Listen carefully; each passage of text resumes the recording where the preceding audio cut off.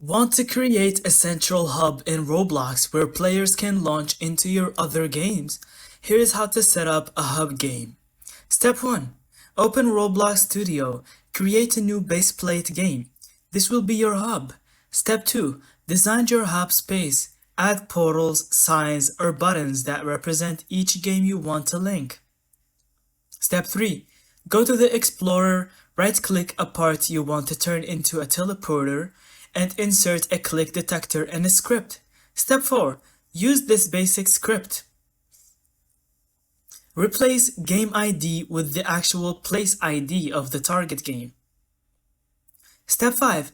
Repeat for each destination in your hub. Test everything with play then start in the studio.